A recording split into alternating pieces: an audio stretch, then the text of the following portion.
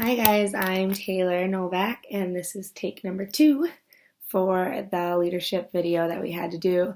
So the first thing I want to talk about, that's something that kind of defined me a lot when I was younger, I would say, was that I was a perfectionist. Got some notes here.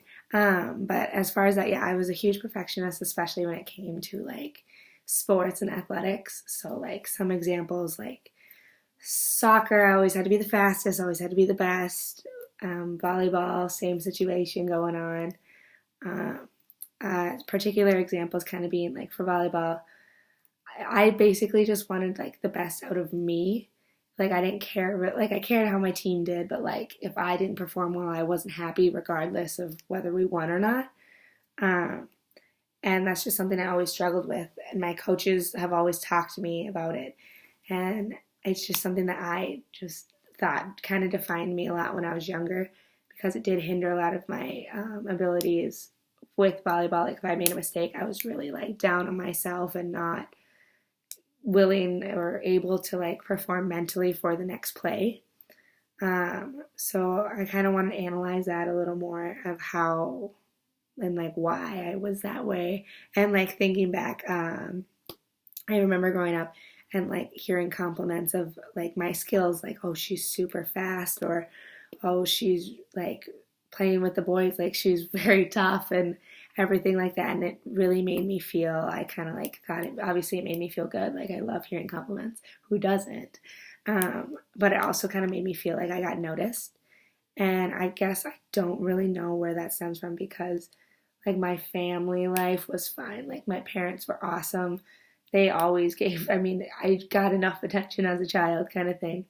But sports wise, I liked being noticed by people. I loved the attention that people were giving me when I knew I was like one of the best players on the court or on the field.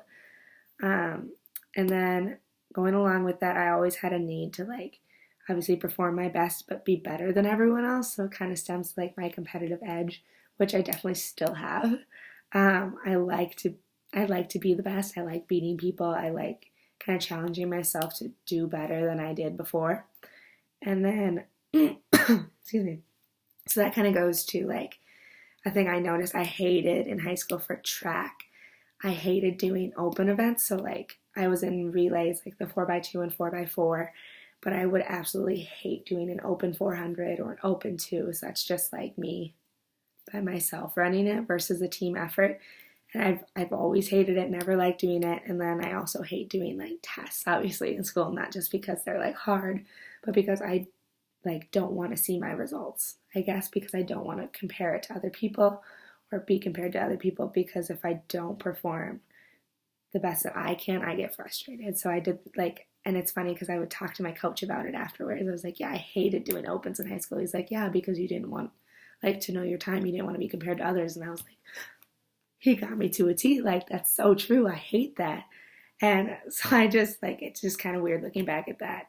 But again, yeah, I don't know why. I just liked being noticed. I liked the attention, but I wouldn't say it was really stemming from not getting enough attention at home because I think I got enough attention. Like, I definitely didn't have issues with that at all. Um, but the next topic I want to cover is kind of just like talking about my feelings. It sounds super weird, but like I don't do it very much. I don't like to. I'm the type of person to completely like avoid hard conversations if I can.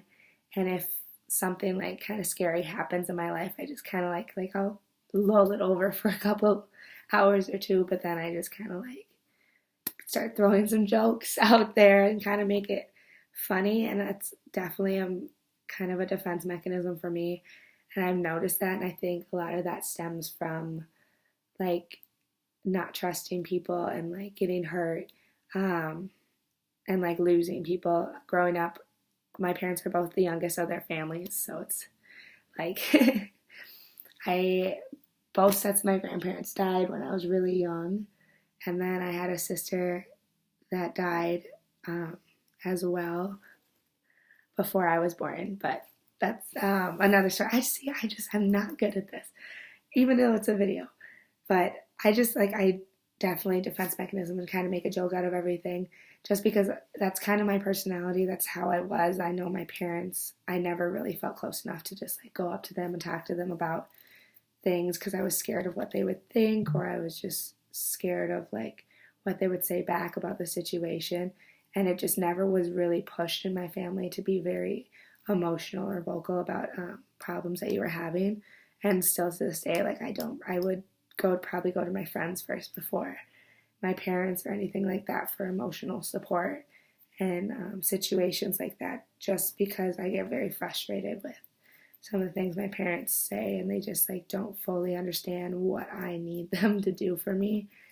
Um, so I think the whole blocking situation for sure is hard on me, just because it's hard for future relationships to open up to people, just because I like get scared that they're gonna hurt me. And like in my past relationships with like my boyfriend, definitely wasn't an awesome situation by any means, but um, yeah, I deflect by laughter. Essentially, is what I do, and that stems for sure from the way I was raised.